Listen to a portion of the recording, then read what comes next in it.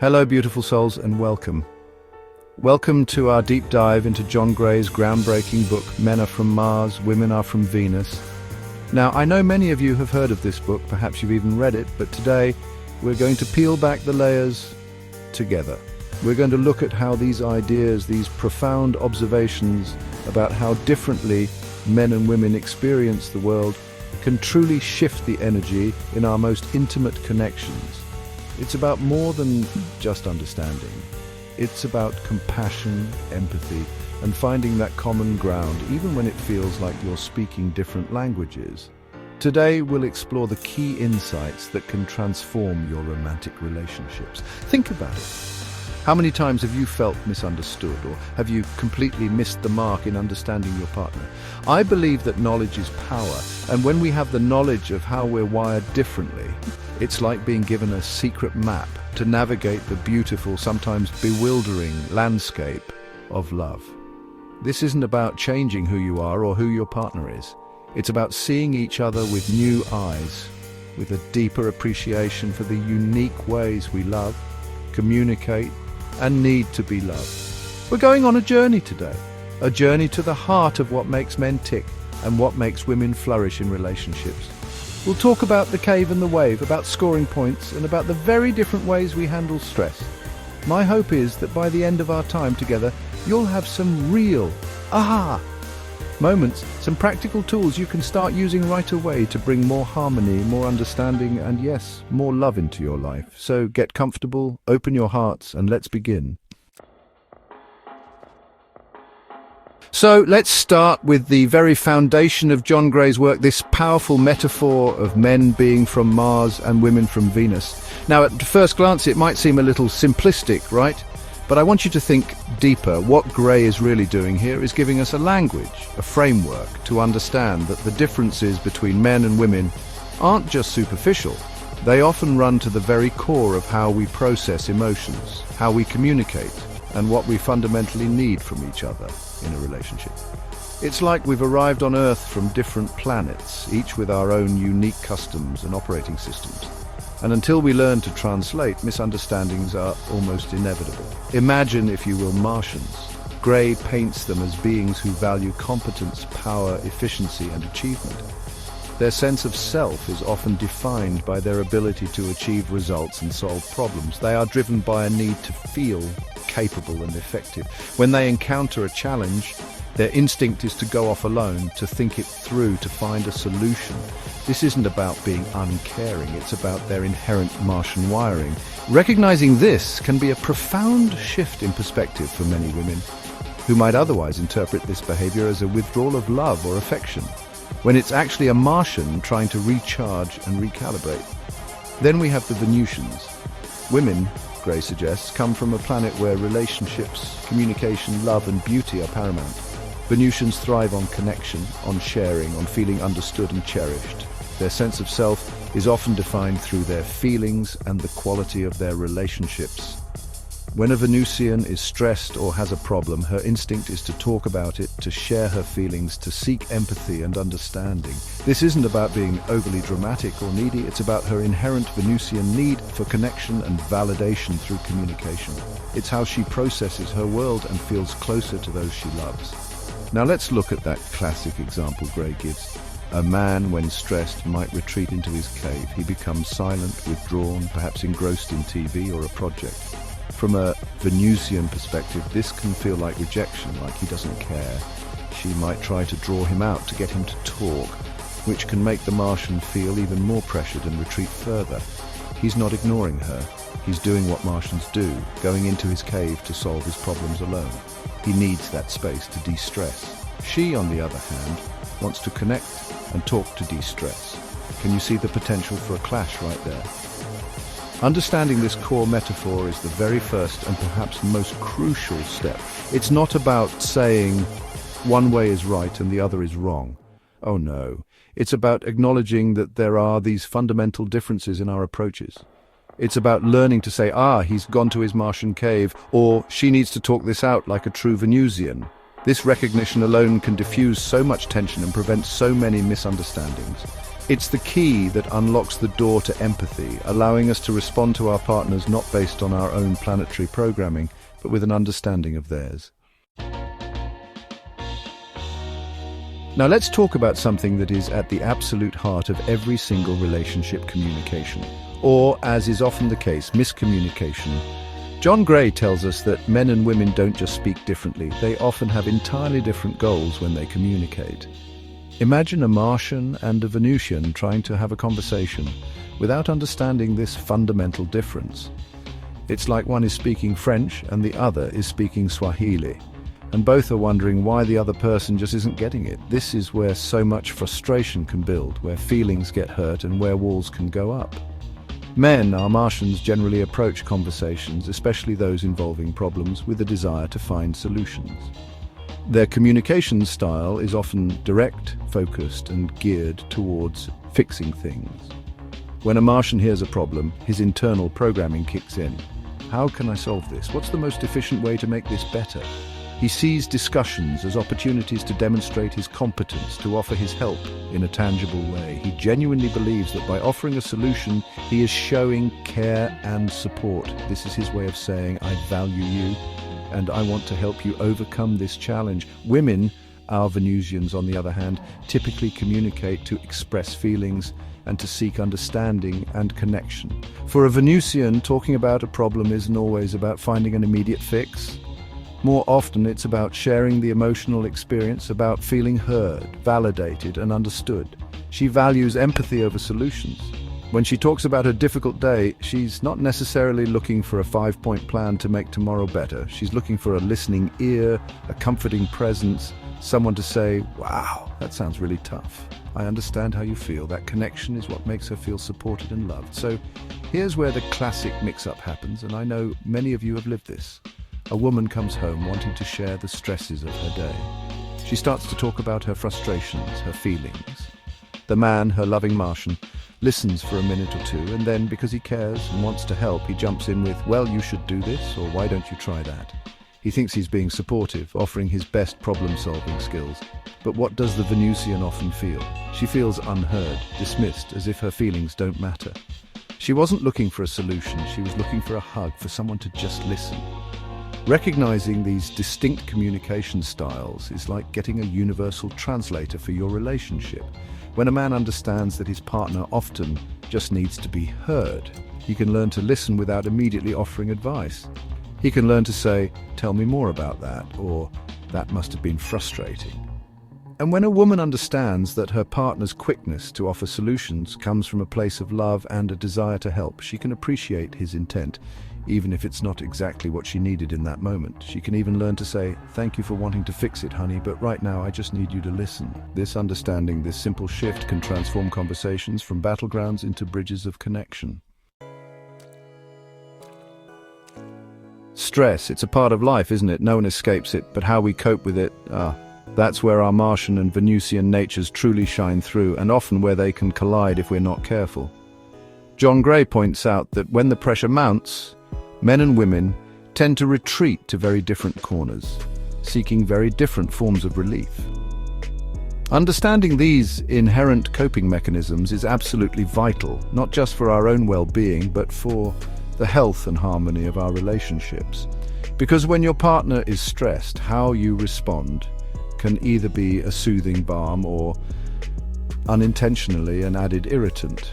For men, our Martians, the typical response to stress is to withdraw, to pull back into what Gray famously calls the cave. This cave isn't a physical place, though it might manifest as him holing up in his office or staring blankly at the television or getting lost in a project in the garage.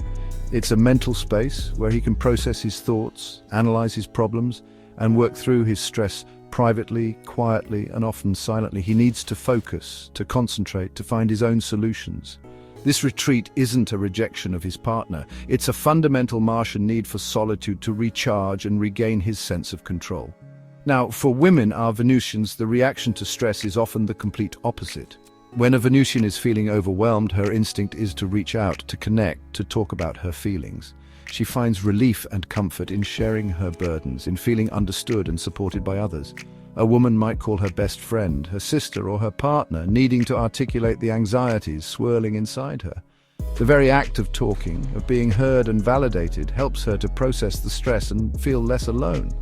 For her, connection is the antidote to pressure. It's how she navigates the emotional storm and finds her way back to calm. So can you see the potential for a major disconnect here? Imagine a man comes home after an incredibly tough day at work. He's stressed, he's depleted, and all he wants is to retreat to his cave. Maybe zone out in front of the game or tinker with something. His Venusian partner, seeing his distress, naturally wants to help in the way would want to be helped. By talking, she might ask, "What's wrong, honey? Tell me about your day." To the Martian who needs quiet and space, this can feel like an intrusion, like pressure, making him want to retreat even further. He's not trying to be mean, he's just trying to cope in his Martian way. Conversely, if a woman is stressed and her Martian partner sees her upset, his instinct might be to offer solutions quickly, or if she seems overwhelmed, to give her space, thinking he's doing her a favor. But what she often truly needs is for him to draw her out, to listen patiently, to offer comfort and reassurance. His version of space can feel like indifference or a lack of caring to her. Learning to recognize and respect these different ways of coping with stress is a gift you give each other. It's about saying, "I see you need your cave time," or "I see you need to talk this out and I'm here to listen." It's meeting your partner where are, not where you wish them to be. Chapter 4, The Language of the Heart. Understanding primary emotional needs. Every single one of us, every soul on this planet has emotional needs. These are the things that make us feel loved, valued, safe and secure in our relationships. But what John Gray so brilliantly illuminates is that while we all share universal needs, men and women often prioritize a different set of primary emotional needs. It's like we're all hungry, but Martians crave one kind of nourishment, and Venusians crave another. Understanding these distinct cravings is like learning the secret recipe to make your partner feel truly, deeply cherished. It's not about grand gestures all the time, it's about consistently providing the specific emotional food they hunger for. Let's talk about our Martians first. Gray identifies 6 primary emotional needs for men: trust, acceptance, appreciation, admiration, approval, and encouragement. A man needs to feel trusted by his partner, to know that she believes in his abilities and intentions. He needs acceptance, to feel that he is loved for who he is, flaws and all, without being constantly trying to be changed. He thrives on appreciation for his efforts, whether big or small. Admiration for his unique qualities and talents fuels him. Approval of his choices and decisions makes him feel respected, and encouragement, especially when he's facing challenges, gives him the strength to persevere. When these needs are met, a man feels empowered and loved. Now let's turn to our Venusians. Women, according to Gray, also have 6 primary emotional needs, and they are caring, understanding, respect, devotion, validation, and reassurance. A woman needs to feel cared for, to know that her well-being is a priority for her partner. She craves understanding, for her partner to listen empathetically and truly try to grasp her feelings and perspective. She needs respect, not just as a person, but for her feelings, her thoughts, her desires. Devotion, knowing she is special and cherished above all others, is paramount. Validation of her feelings, even if her partner doesn't agree with them, makes her feel heard. And reassurance, especially when she feels insecure or during times of change, makes her feel safe and loved. Consider an example. A man might spend all weekend fixing a leaky faucet. He's tired but feels a sense of accomplishment. When his partner says, "Thank you so much for fixing that, honey. I really appreciate you taking the time to do it. You're so good at these things." She's hitting several of his primary needs: appreciation, admiration, and approval. He feels seen, valued, and loved. Now for a woman, imagine she's had a disagreement with a friend and is feeling upset. If her partner sits with her, listens attentively without judgment, and says, "I can see why you'd feel that way," that sounds really hurtful. He's offering caring, understanding, and validation. That makes her feel deeply connected and loved. Failing to recognize and meet these distinct primary needs is often at the root of so much dissatisfaction in relationships. A woman might be showering her man with caring and understanding, which are vital too, but if she's not also showing appreciation or admiration, he might still feel unfulfilled. Similarly, a man might be providing for his family and solving problems, thinking he's showing his love, but if he's not offering his partner consistent caring, understanding and reassurance, she might feel emotionally starved. It's about learning your partner's unique love language, their primary emotional nourishment, and making a conscious effort to provide it day in and day out. This is where true connection deepens. Chapter 5. The Elastic Heart. Understanding a man's need for intimacy and independence. The rubber band theory. Now, this next concept from John Gray, the rubber band theory, is one that I know has brought so many aha moments to women trying to understand the men in their lives. It's a beautiful and insightful metaphor for how men often navigate the delicate dance between intimacy and autonomy. Think of a rubber band. It can stretch and it can contract. Gray suggests that men in their emotional lives are much like this rubber band. They have a natural cycle of pulling away to gain some independence and then springing back with renewed desire for closeness and intimacy. This isn't a flaw, it's a feature of their Martian wiring. So what does this look like in real life? A man might be incredibly close and connected with his partner for a period. They're sharing, they're intimate, everything feels wonderful. Then seemingly out of nowhere, he might start to pull away. He might become a bit more distant, preoccupied, or need more time to himself. This is the stretching of the rubber band. He's not necessarily pulling away because something is wrong with the relationship or because he loves his partner any less. He's fulfilling an innate need to reconnect with his sense of self, his independence, his autonomy, before he can fully return to intimacy. Now, for a Venusian who thrives on consistent connection, this pulling away can be incredibly alarming. Her first instinct might be fear. Is he upset with me? Is he losing interest? Did I do something wrong? She might try to pursue him to close that gap, to talk about what's happening, to bring him back. But according to Gray, this pursuit can actually prevent the rubber band from naturally springing back. If the rubber band is stretched and then chased, it doesn't get the chance to build up that tension it needs to return with renewed energy. He needs that space to feel his own desire to return. The magic happens, Gray tells us, when a woman understands this cycle and allows her Martian partner the space he needs when he starts to pull away, without taking it personally.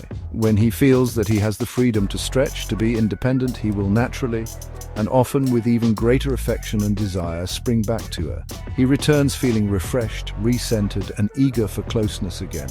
It's like he needs to go to his own well to replenish, so he has more to give when he comes back to the relationship. It's a cycle of intimacy, pulling away to independence, and then returning to an even deeper intimacy.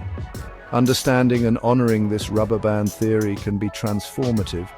It requires trust from the Venusian partner, trust that he will return, trust that his need for space isn't a reflection of her worth or the relationship's health. It means not panicking, not chasing, not demanding explanations when he needs that period of withdrawal. Instead, it's about focusing on her own well-being during that time, knowing that when he's ready, he'll come back, often with a renewed passion and focus on the relationship. This understanding can save so much heartache and create a rhythm of closeness and autonomy that strengthens the bond. Chapter 6. Riding the Tides of Emotion, Understanding a Woman's Inner Wave. Just as men have their rubber band cycle, John Gray introduces an equally powerful metaphor for understanding a woman's emotional landscape: the wave. Think about the ocean, how the waves rise and fall, swell and recede. Gray suggests that a woman's self-esteem, her emotional well-being, and her ability to give and receive love can fluctuate in a similar cyclical way. This isn't about being unstable or unpredictable. It's a natural, rhythmic part of her Venusian nature. Understanding this wave can help both men and women navigate these emotional tides with much more grace and compassion. So, what does this wave look like? A woman can be feeling wonderful, on top of the world, full of love and energy. This is when her wave is at its crest. She feels good about herself, about her relationship, about life in general. Then, for reasons that may not always be obvious or tied to external events, her wave can begin to fall. She might start to feel down, a bit empty, more sensitive or less loving. This doesn't mean something is terribly wrong or that she has fallen out of love. It's simply her wave going down into the trough. It's a natural cleansing process, a time when past unresolved feelings might surface to be healed.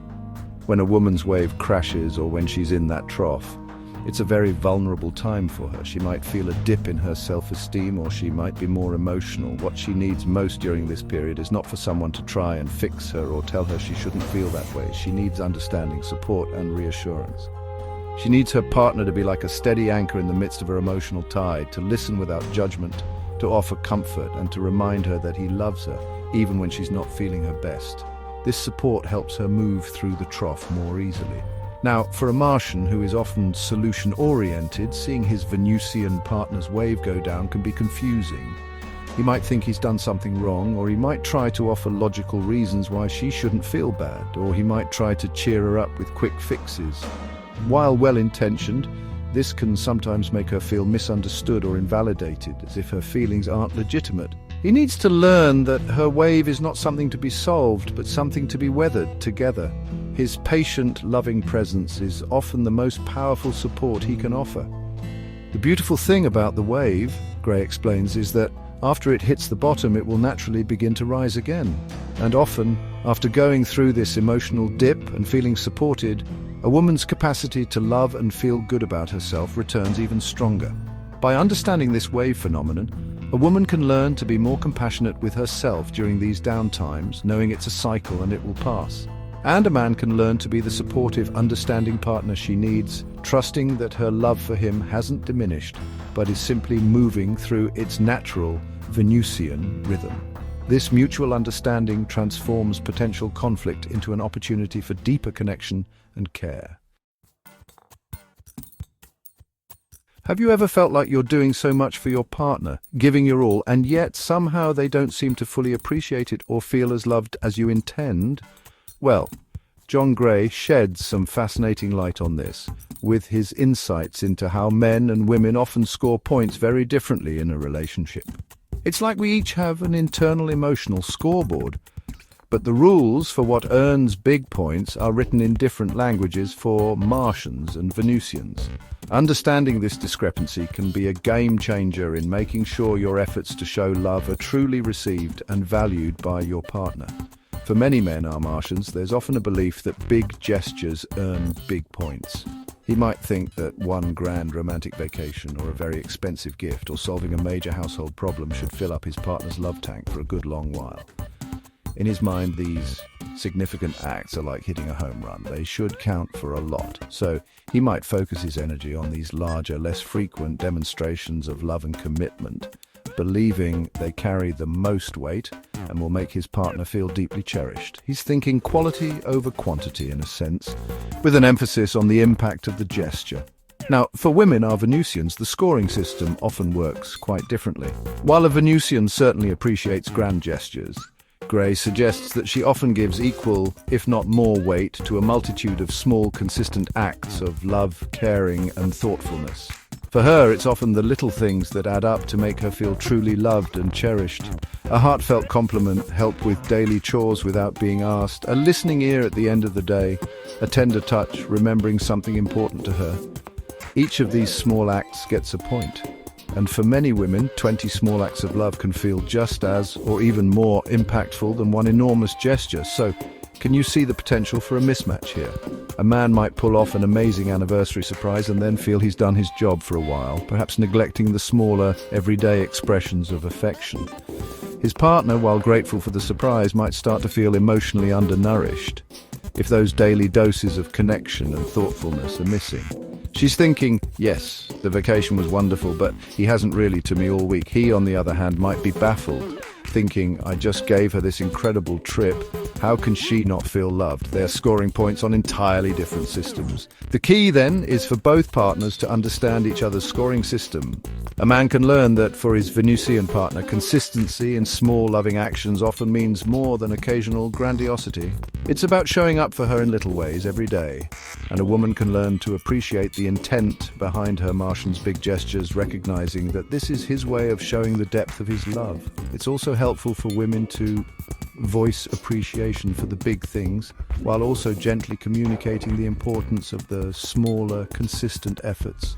When both partners start to understand what truly makes the other feel loved and valued, they can ensure their loving actions hit the mark every single time.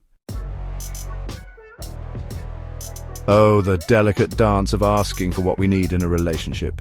This is an area where, once again, our Martian and Venusian tendencies can lead to so much unnecessary frustration and misunderstanding. John Gray points out a very common pattern. Women often expect their partners to anticipate their needs, to somehow intuitively know what they want or how they're feeling, while men generally respond much better to clear, direct requests. This difference in how we approach asking for and receiving support can become a major stumbling block if we're not aware of it. It's like one is sending smoke signals and the other is waiting for a direct phone call. Many women, our Venusians, operate from a place where offering help without being asked is a sign of love and caring. So naturally, they often expect the same in return. A Venusian might think if he really loved me, he would see I'm overwhelmed and offer to help with the dishes, or he should know I've had a hard day and need a hug. She might drop hints or sigh audibly or try to communicate her needs indirectly, believing that if she has to ask, it somehow lessens the value of the gesture. This comes from a deep Venusian desire to feel truly seen and understood without having to spell everything out. Men, our Martians on the other hand, are often wired to respond to explicit requests. They genuinely want to help, they want to be supportive, they want to be their partner's hero, but they are not always skilled at picking up on subtle cues or unspoken needs. A Martian often appreciates directness because it tells him exactly what is needed, allowing him to take action and provide a solution effectively. When his partner doesn't ask directly, he might genuinely not realize she needs help, or he might assume that if she needed something, she would say so. For him, clarity is kindness. This difference can lead to a cycle of frustration. The woman feels her needs are not being met, that her partner isn't attentive or caring enough. She might feel resentful that she always has to ask. The man, meanwhile, might feel confused or unfairly criticized, thinking, how was I supposed to know? She never said anything. He might even feel like he can't do anything right. Both partners end up feeling misunderstood and unappreciated, all because of this fundamental difference in how they approach the communication of needs. The Venusian is waiting to be offered support, and the Martian is waiting to be asked for it. The solution, Gray suggests, lies in both partners adapting. Women can learn the incredible power of asking for what they need clearly, kindly, and directly, without feeling like it diminishes the gesture. For example, instead of hinting the garbage is really piling up, try, honey, would you mind taking out the garbage tonight? I'd really appreciate it. And men can make an effort to become more attuned to their partner's non-verbal cues, to be more proactive in offering support, and to understand that even if she asks, her appreciation for his help is just as genuine. It's about meeting in the middle, with women learning to ask more directly and men learning to listen more attentively, even to the unspoken. Arguments, they happen in even the best of relationships, don't they? But what if I told you that many of the disagreements, the misunderstandings, the hurt feelings that lead to conflict could be significantly reduced, if not avoided altogether, simply by understanding and respecting the fundamental differences between Martians and Venusians? John Gray's work provides us with a powerful lens through which to view these potential flashpoints, not as personal attacks or signs of incompatibility, but as predictable outcomes of our differing planetary programming. This understanding can be the key to transforming conflict into connection. So much of what we argue about stems from misinterpreting our partner's behavior through our own filter. For example, when a man withdraws into his cave under stress, as we discussed in Chapter 3, a woman might interpret this as him being angry with her, or not caring about her feelings, or stonewalling her. This interpretation, based on her Venusian need for connection during stress, can lead her to pursue him, to demand he talk, which then makes him feel pressured and withdraw even further. An argument erupts not because he was actually angry with her initially, but because his natural coping mechanism was misunderstood as a personal affront. Conversely, when a woman is in the trough of her emotional wave, Chapter 6, and needs to talk about her feelings, a man might try to minimize her emotions or offer quick solutions, thinking he's helping. She might then feel dismissed or unheard, leading her to become more upset. He, in turn, might get frustrated, thinking she's being irrational or overly sensitive. Again, an argument can ignite not because either person had malicious intent, but because her need for empathetic listening clashed with his solution-oriented approach. Each is responding from their own planet without a translator for the other's language. The power of Gray's insights lies in their ability to help us pause before reacting. When your partner does something that triggers you, instead of immediately jumping to a conclusion based on your own wiring, you can ask yourself, is this a Martian thing? Is this a Venusian thing?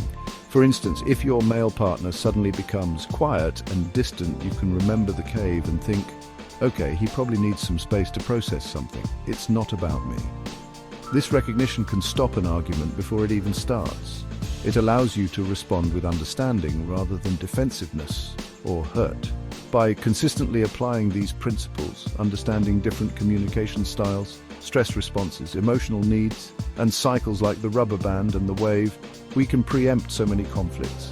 It's about shifting from a mindset of why are you doing this to me to why are you doing this and how can I understand it from a Mars-Venus perspective. This doesn't mean we never have disagreements, but it means we approach them with a greater capacity for empathy, patience, and a genuine desire to understand rather than to win. This is how we build bridges of connection, even in moments of potential discord, fostering a relationship based on mutual respect and understanding. Now, even with all the understanding in the world, there will be times when feelings get hurt, when emotions run high, and when direct conversation feels too charged or difficult. For these moments, John Gray offers a truly remarkable tool, one that I believe can be incredibly healing and transformative for couples. The love letter technique. This isn't just about writing a sweet note. It's a structured way to express your full spectrum of feelings constructively, allowing both you and your partner to process difficult emotions and reconnect on a deeper level. It's a way to speak your truth from the heart in a way that can truly be heard. The love letter technique involves writing a letter to your partner that moves through different layers of emotion. Gray suggests starting with your feelings of anger or resentment, getting those out on paper. Then you move to express any feelings of sadness or disappointment that lie beneath the anger. After that, you explore any fears or insecurities that the situation has triggered. Following these more challenging emotions, you then articulate what you feel sorry for, any regrets you have about your own part in the situation. And finally, and this is so crucial, you express your love, your understanding, and what you truly want and need from your partner. The magic of this technique, I believe, is twofold. Firstly, for the person writing the letter, it's an incredibly clarifying process. As you write, you're forced to dig deeper than just the surface anger or frustration. You begin to understand the underlying sadness, the fears, the unmet needs. It helps you to process your own emotions before you even share them, leading to a much clearer and more compassionate understanding of your own heart. It prevents that explosive, reactive communication that so often happens when we're overwhelmed by strong feelings. You get to sort through it all in a safe, private way first. Secondly, for the person receiving the letter, it's a much less threatening way to hear about difficult emotions. When someone is expressing anger face to face, it's natural to become defensive. But a letter allows the reader to absorb the feelings at their own pace, without interruption. And because the letter also includes expressions of sadness, fear, regret, and ultimately love, it paints a much fuller, more vulnerable picture of the writer's experience. It helps the reader to empathize, to see beyond the anger to the hurt and love that lies beneath. It opens the door for a more compassionate response. Gray emphasizes that the goal of the love letter is not to blame or accuse, but to share your authentic feelings in a way that promotes understanding and healing. After writing the letter, you might choose to read it to your partner or have them read it privately. The important thing is that it opens up a space for a different kind of conversation, one that is hopefully more empathetic and constructive. I encourage you to consider this technique, especially when you find yourselves stuck in a negative cycle. It's a powerful way to clear the air, heal wounds, and reaffirm the love that brought you together in the first place. It's truly a gift of communication. As we come to the close of our time together today, exploring the wisdom of men are from Mars, women are from Venus, my deepest hope is that you've found some sparks of insight, some aha, moments that resonate with your own experiences in love. By acknowledging and embracing the inherent differences between men and women, not as sources of division, but as unique expressions of humanity. Couples can build stronger, more empathetic relationships. It's about learning to navigate those differences with grace, humor, and a whole lot of love. Understanding that our partners aren't trying to be difficult, they're often just operating from their own planetary programming. John Gray's insights offer valuable tools for navigating the complexities of love and communication. Think of this knowledge as a compass, helping you find your way when you feel lost in translation with the person you care about most. Whether it's understanding his need for the cave, her emotional wave, the different ways you both score points, or the importance of asking for support directly. These concepts are designed to bring you closer, to foster a love that is not only passionate but also profoundly understanding. It's a journey, not a destination, this path of loving and learning. Thank you so much for joining me, for opening your hearts and minds here at Bite of Wisdom. I believe that the more we understand ourselves and each other, the more love we can bring into this world. If this resonated with you, please share it with someone you think might benefit. Thank you for watching, and don't forget to like, share, and subscribe for more relationship tips. Until next time, take good care of yourselves and each other.